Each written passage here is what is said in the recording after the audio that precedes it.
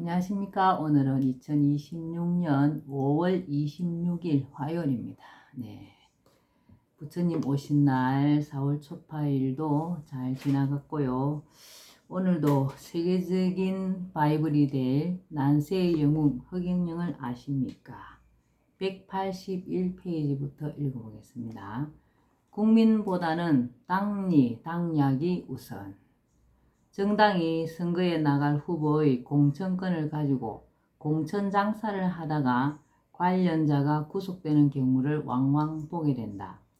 우리나라 정치 현실에서 거대 정당의 공천을 받는 것은 당선을 보증하는 슈퍼와 같기에 돈을 내고서라도 공천을 받으려는 사람들이 상당하다는 게 여의도 정가에 떠도는 소문이다.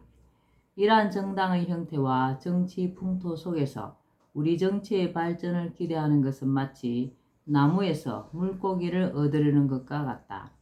정치 발전은커녕 정치인들이 부패해가는 최대 고리가 바로 정당이라고 본다.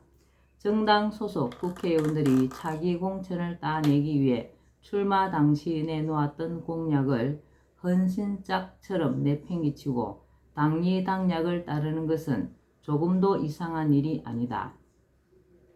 당론을 무시하고 독자적인 목소리를 낸다거나 당의 방침을 어기고 독자적인 행보를 했다가는 당장 돌아오는 것이 당 차원의 비난과 차기 공천 탈락이다. 이런 마당에 정당이 국민과 권력을 잇는 다리라고 극찬하는 것은 어불성설이다. 현대판 당파 싸움과 양당 체제. 우리나라의 정당 정치는 조선시대 당파 싸움과 전혀 다를 게 없다.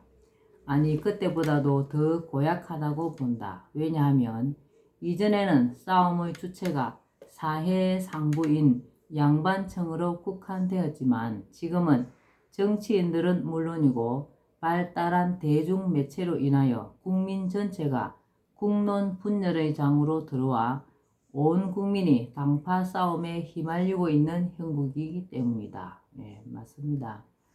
조선시대 당파 싸움을 붕당 정치라는 말로 미화하여 긍정적으로 평가하는 것은 옳지 않다고 생각한다. 물론 동인, 서인의 분당 초기 단계에 대해서는 학파의 대립으로서 학문적 토론 위주였다는 긍정적인 평가를 할 수도 있다. 그러나 후대로 내려오면서 당파는 정치적 성격이 강해져 결국은 노론, 소론, 남인, 북인, 네 개의 사색 분당이라는 당파로 분열되어 피비린내 나는 정쟁을 일삼았다. 그것도 의미 있는 학문적 주제나 나라와 백성에게 도움을 주려는 어떤 방안을 가지고 싸웠다면 몰라도 오로지 권력 잡기에 혈안이 되어 궁중의 사소한 예법 하나로도 물고 뜯으며 죽이기까지 하였다. 이것을 어찌 붕당 정치니 오늘날의 정당 정치와 유사하다느니 하며 미화하거나 긍정적 의미 부여를 할 수 있겠는가? 하긴 작금의 우리나라 정당 정치가 조선시대 당파 싸움과 크게 다르지 않으니 조선의 당파 싸움이 이 나라 정당 정치의 기원이라고 해도 틀린 말은 아닌 듯 싶다. 잘난 양반 사대부들은 당파 싸움에 빠져 나라가 기울던 백성이 굶어 죽던 안중에도 없었고 심지어 같은 배를 타고 사신으로 가서 일본 사정을 살피고 돌아와 임금에게 보고하는 자리에서조차도 서로 간의 경쟁 심리와 적대 감정이 개입되어 상반되는 보고를 할 정도였으니 당파의 폐해를 일러 무엇하랴 싶다.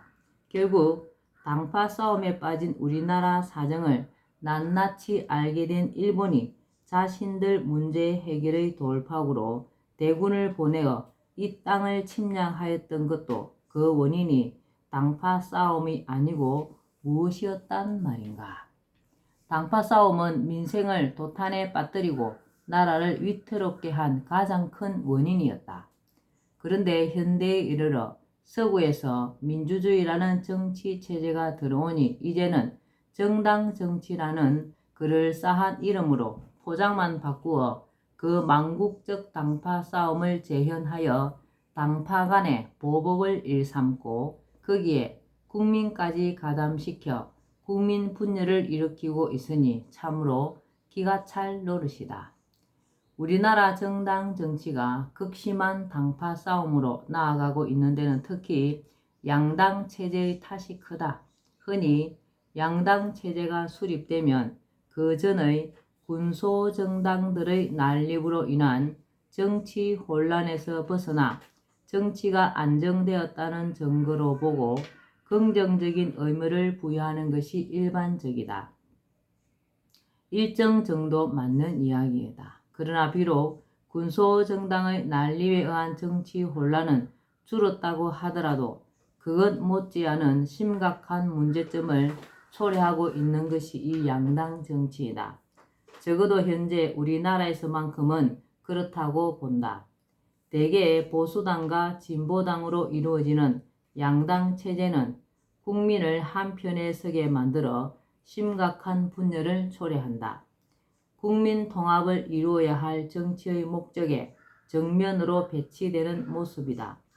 이러한 국민 분열은 양당 체제의 민주정치 국가에서 흔히 볼 수 있는 현상이다. 미국이나 유럽도 예외는 아니다. 그러나 우리나라는 이념적 대결 구도의 지역 감정까지 가세하여 양당 체제에 따른 국민적 대립과 분열이 더욱 심하다. 그뿐만이 아니다. 집권 정당이 실정을 하면 다음번에는 다른 쪽으로 정권을 잡기 쉬운데 그렇게 되면 전혀 반대되는 정책을 취함으로써 국가의 정책에 일관성이 없고 따라서 예산 낭비도 심하다. 그 어떤 정권도 국가의 장기적인 발전 계획을 세울 수가 없다. 어떤 정부에서 장기 계획을 세운다고 한들 정권이 바뀌면 하루아침에 폐기되고 만다. 또 우리나라 양당 구도 정치는 대립을 넘어 보복 정치 수준으로 전락하고 있다. 전임 위정자들은 정권을 넘기기가 무섭게 정치적 심판대에 올라 전 국민이 보는 앞에서 곤욕을 치르는 일이 반복하여 일어나고 있다. 그러다 보니 정치인들은 국민의 환심을 사서라도 권력을 유지하기 위해서 총력을 기울인다. 장기적인 국가 발전의 청사진을 제시하고 이를 실현시켜 가기 위한 현실적인 대안을 수립하기보다는 당장 성과가 나타나는 전시 행정에 치우칠 수밖에 없다. 더구나 대통령부터 국회의원, 지자체장, 지자체 의원 등이 모두 선출직이다 보니 양당 대립 구도가 중앙에서부터 지방 소단위까지 구석구석 반영되어 전시성 행정이 만연하여 예산이 낭비된다. 이 모든 것은 국민과 기업이 낸 헬세를 통해서 이루어진다. 양당 체제는 양당의 정치 이념과는 아주 다른 새로운 정책이나 뜻을 가진 신생 정당 후보가 독자적으로 정계에 진출하는 것을 원천 봉쇄해 버린다. 양당 중 하나에 들어가지 않고는 정계 진출이 거의 불가능하다. 앞서도 말했지만 군소 정당이나 무소속으로 나가서는 우리나라의 불공정한 선거 풍토와 언론 방송의 보도 형태 때문에 특별히 지명도가 높지 않은 한 국민으로부터 표를 얻기가 굉장히 어렵다. 특히 보수와 진보라는 두 개의 대립 정당에 대해 국민은 둘 다 마음에 들지 않아도 더 싫은 한쪽의 의석수를 더 많이 차지하는 것을 두려워하는 심리를 갖고 있다. 그래서 사실은 신생 정당이 마음에 들어도 거기에 표를 주면 사표가 되고 자신이 더 싫어하는 정당이 승리를 거둘 것을 염려하여 신생 정당 후보를 찍고 싶은 사람도 양당 중 하나에 표를 주는 경우가 많은 것이 현실이다. 그래서 양당 체제는 기성정당의 정치 이념이나 정책을 뛰어넘는 새로운 정치 아이디어를 가진 사람이 정치판에 들어와 정치를 발전시키고 국가에 이바지하기가 매우 어려운 정치 구조이다. 사회를 바꿔보겠다는 꿈과 열정으로 정치에 입문하려던 정치 신인이 중도에 포기하거나 아니면 얼마 되지 않아서 기성 정치인과 비슷해져 버리고 마는 것도 이러한 이유 때문이다. 정당 정치, 양당 체제의 문제점을 경시하고 이대로 계속 가면 우리나라는 절망밖에 남을 게 없다. 우선 양당 체제의 폐단을 줄이는 방법은 공정한 선거가 이루어지도록 하는 것이다. 공정한 선거를 통해 정치에 새로운 바람을 불어넣고 진정으로 국가와 국민을 위해 일할 사람이 선출되도록 해야 한다. 거대 정당 후보가 아니어도 일단 후보가 되면 모든 후보를 공정하게 대해야 한다. 같은 기탁금을 내고 후보 등록을 했음에도 불구하고 군소정당이나 무소속 후보라고 여론조사나 언론방송에서 그들을 완전히 배제하고 기득권 정당 후보들만 조사하거나 보도해주는 불공정한 처사를 시정해야 한다. 후보의 기호 선정, TV 토론, 여론조사, 언론방송 보도, 사전선거운동, 선거 비용 등 모든 것이 양당 후보에게 유리하고 다른 후보들은 피해를 볼 수 있는 현행 선거 풍토와 관행을 당장 바로 잡아야 한다. 국회의원이 많은 정당 순서로 후보 기호를 1번, 2번으로 정해 놓은 것도 공정선거에 어긋나는 자의적인 원칙에 불과하다고 본다. 추첨을 통해 정해야 공정하다. 거대 정당 후보에게만 유리한 선거법 조항은 모두 폐기하거나 개정해야 하고 부정선거 의혹을 불식하기 어려운 사전선거 제도는 없애야 한다고 생각한다. 군소정당이나 무소속에서도 얼마든지 당선자가 나올 수 있어야 양당 체제의 폐해를 막고 정치에 새바람을 넣을 수 있다.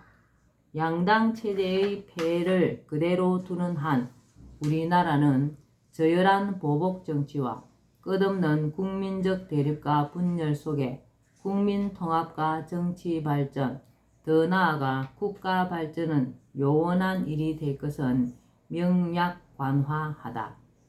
궁극적으로 정당 제도는 폐지해야. 나는 궁극적으로 정당 제도를 폐지하여 국회의원이 정당의 당리당략이 아니라 지역민을 대표하는 자로서 지역구 주민의 의사를 우선으로 소신껏 일할 수 있어야 한다고 본다. 정당에 소속되어 있는 한 국회의원들은 지역의 민의보다 정당의 방침에 따를 수밖에 없다.